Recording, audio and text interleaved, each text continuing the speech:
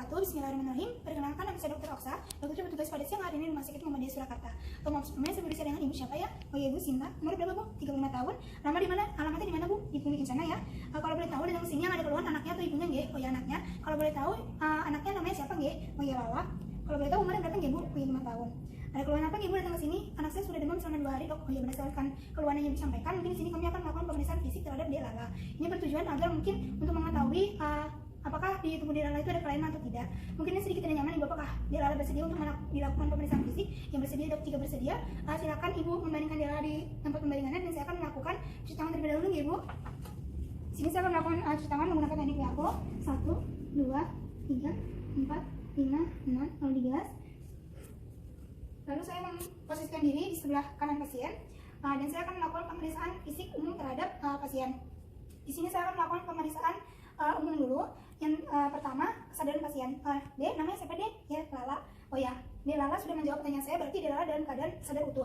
Lalu pada saat tadi D Lala memasuki ruangan juga D Lala dalam keadaan normal, tidak perlu dibantu untuk berjalan, berarti D Lala dalam keadaan normal. Dan juga mungkin sedikit lesu dikarenakan demamnya tadi. Dan untuk pemeriksaan selanjutnya saya akan melakukan pemeriksaan terhadap suhunya D Lala. Saya akan menggunakan termometer dan meletakkannya di bagian aksila D Lala. Ya, setelah saya letakkan, saya akan melakukan pemeriksaan denyut nadi terlebih dahulu. Dilakukan selama 1 menit. Ya, setelah itu didapatkan bahwa denyut nadinya itu 80 kali per menit dan itu normal. Dan juga selanjutnya saya akan melakukan pemeriksaan terhadap pernapasannya D Lala. D Lala sedang bernafas dengan normal GD selama 1 menit. Setelah didapatkan pernapasannya itu 22 kali per menit, berarti itu normal. Dan juga saya akan melakukan pemeriksaan gizi terhadap D Lala. Dari pemeriksaan gizi itu didapatkan bahwa D Lala itu tinggi badannya 95 cm dan juga berat badannya itu 15 kg dan itu berarti beratnya normal. Dan juga untuk nutrisinya D Lala itu tubuhnya itu berisi, berarti nutrisinya tercukupi. Lalu untuk pemeriksaan suhunya ini didapatkan bahwa suhunya 39 derajat Celcius, itu berarti D Lala suhunya sedikit tinggi ya, itu dikarenakan demamnya itu tadi.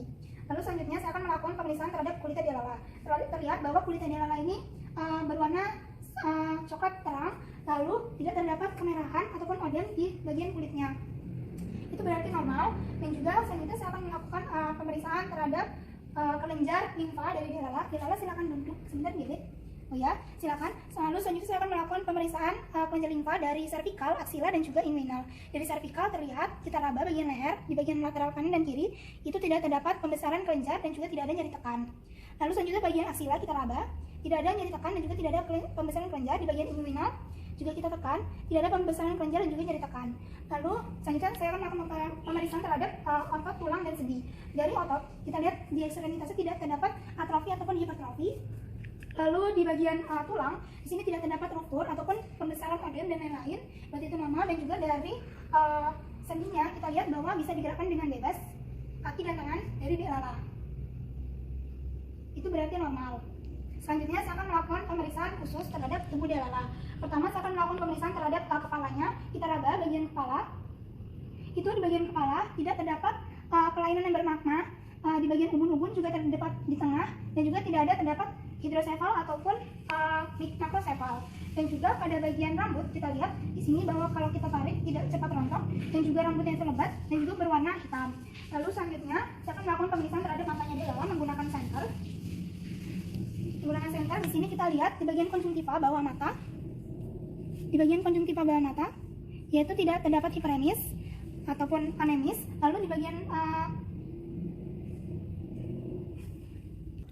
lalu pada bagian sklera kita lihat di bagian kanan dan kiri tidak iterik atau tidak kuning. Berarti itu normal. Lalu selanjutnya saya akan melakukan pemeriksaan terhadap mukosa hidung. Di sini terlihat terdapat sekat berwarna putih jernih, itu normal. Dan juga mukosa pada hidungnya itu tidak hiperemis. Lalu pada hidung juga tidak terdapat odem ataupun pembesaran lainnya. Lalu pada bagian telinga kita lihat pada bagian daun telinga kanan dan juga kiri itu tidak terlihat kelainan bentuk dan juga tidak ada peradangan ataupun kemerahan. Dan pada bagian dalam itu tidak terdapat serumen yang menutupi. Lalu juga pada bagian gelang telinga itu terlihat intak. Lalu pada bagian mulut kita lihat buka mulutnya gede. Oh ya, kita lihat di bagian tonsil itu tonsilnya tidak membesar dan juga bagian faring itu tidak terlihat hiperemis. Dan juga di bagian mulutnya tidak terlihat radang atau kemerahan dan juga tidak terdapat sariawan. Juga pada bibirnya mungkin sedikit kering tetapi tidak terdapat sariawan. Selanjutnya saya akan melakukan pemeriksaan terhadap lehernya. kita raba di bagian leher, itu tidak terdapat pembesaran ataupun peradangan di bagian leher, berarti itu normal. Lalu selanjutnya saya akan melakukan pemeriksaan toraks. Kita lihat, kita inspeksi pada bagian toraks itu pergerakan antara dada kanan dan dada kiri itu simetris dan juga bentuk dadanya itu normal. Lalu selanjutnya saya akan melakukan pemeriksaan terhadap paru. Di sini pertama akan inspeksi, pertama pergerakan dadanya tadi normal, simetris, dan juga pada bentuk dadanya itu tidak ada kelainan atau deformitas lainnya. Lalu selanjutnya saya akan melakukan palpasi kepada adik Lala. Sebelumnya saya akan menghangatkan tangan saya terlebih dahulu dan akan meletakkannya di dada. Katakan 77 ya dek. 77 77 77 77. Ya, dari pemeriksaan palpasi didapatkan bahwa adik Lala ini getaran antara dada kanan dan dada kirinya sama, simetris, dan tidak ada kelainan yang bermakna. Lalu selanjutnya kita akan melakukan pemeriksaan perkusi dari kita tarik garis dari manubrium sterni di tengah. Lalu kita akan periksa bagian kanan dulu, tarik ke arah lateral kanan, kira-kira di bagian interkosta 2. Lalu kita ketukkan jari kita dari atas ke bawah. Sonor, sonor, sonor. Lalu di bagian interkosta 6 terjadi perubahan suara dari sonor ke peka hati. Ini adalah batas antara paru dan juga hati. Terjadi perubahan suara menjadi peka. Lalu di bagian kiri sama dari manubrium sterni ke lateral, ke bagian interkosta 2 juga dari atas ke bawah. Sonor, sonor, sonor. Lalu di sini terjadi perubahan dari sonor ke redup, yaitu perbatasan antara paru dan juga jantung. Lalu selanjutnya kita lakukan dari kanan ke kiri untuk mengetahui perbedaan suaranya antara kanan dan kiri. Sonor, sonor, sonor, sonor, sonor, sonor. Ya, dari pemeriksaannya kita dapatkan bahwa suaranya sonor, berarti itu normal. Lalu selanjutnya saya akan melakukan pemeriksaan auskultasi menggunakan stetoskop. Saya akan menggunakan stetoskop terlebih dahulu. Lalu selanjutnya saya akan memastikan bahwa ininya sudah terbuka membrannya. Dan saya akan melakukannya pada dadanya dari kanan ke kiri.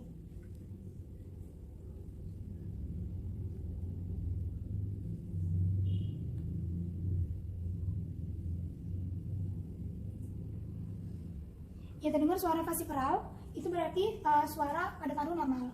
Ini saya akan melakukan pemeriksaan terhadap jantungnya. Yang pertama, saya akan melakukan inspeksi bahwa bentuk dadanya sudah normal, tidak ada kelainan, dan juga untuk palpasinya kita raba, tidak ada terdapat benjolan di bagian jantungnya dan juga bagian lainnya, itu berarti normal. Dan juga untuk perkusi, saya akan melakukan perkusi bagian dada, di bagian jantung di sebelah kiri.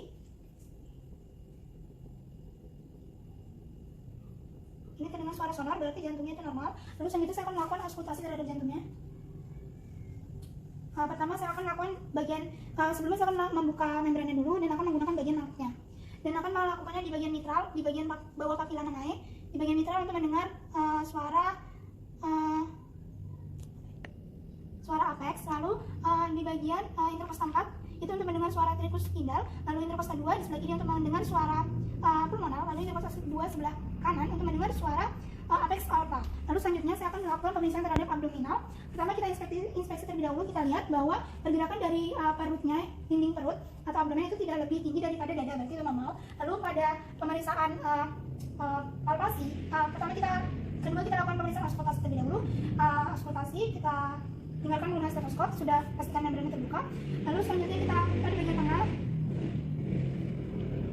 kanan, kiri, kanan lagi, kiri, lalu bagian tengah bawah, ya terdengar suara peristaltik.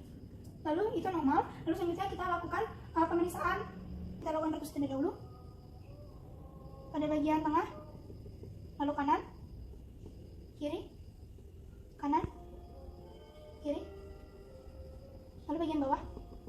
Nah, itu terdengar suara timpani, berarti itu normal. Lalu selanjutnya kita terakhir melakukan bagian palpasi. Nah, itu kita raba bagian abdomennya apakah ada benjolan ataupun kelainan yang bermakna. Kita lakukan palpasi terakhir agar tidak berubah dari bentuk abdomennya. Tidak ada benjolan ataupun kelainan yang bermakna. Lalu selanjutnya saya akan melakukan pemeriksaan terhadap daerah ekstremitas pada bagian tangan dan kaki, tidak dingin dan juga tidak ada kelainan. Dan juga kita lihat filtrasi filternya itu pada saat dipencet pada bagian ibu jari, kembalinya tidak lebih dari 2 detik, berarti itu normal. Dan juga kita akan memeriksa pada bagian meridian. Kita akan memeriksa kaku kuduk. Jika dagu menempel pada dada, berarti kaku kuduknya negatif. Lalu untuk saat kita melakukan Brzezinski 1, saat kita menempelkan dagu ke dada, saat kakinya tidak naik, berarti Brzezinski 1-nya negatif juga. Lalu selanjutnya pada kita naikkan kaki begini dan kaki satunya tidak ikut naik, berarti Brzezinski 2-nya negatif. Lalu pada saat kita naikkan kaki seperti ini dan tidak terasa nyeri ataupun sakit, berarti tidak terjadi kelainan kernik. Ya, alhamdulillah dari pemeriksaan fisik umumnya tadi normal semua, dari pemeriksaan denyut nadi, pernafasan, terus kulit, dan juga pemeriksaan umum yang lainnya normal, dan juga untuk pemeriksaan khususnya seperti dari kepala, leher, abdomen, toraks, ekstremitas, dan juga meninya juga normal. Mungkin cukup segini dulu yang dapat kita sampaikan. Ibu silakan kembali ke tempat duduknya dan silakan mencuci tangan terlebih dahulu, Ibu. Di sini saya mencuci tangan mulai dari WHO 1, 2, 3, 4, 5, 6, lalu dibilas.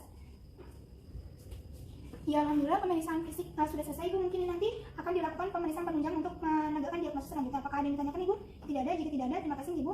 Assalamualaikum warahmatullahi wabarakatuh.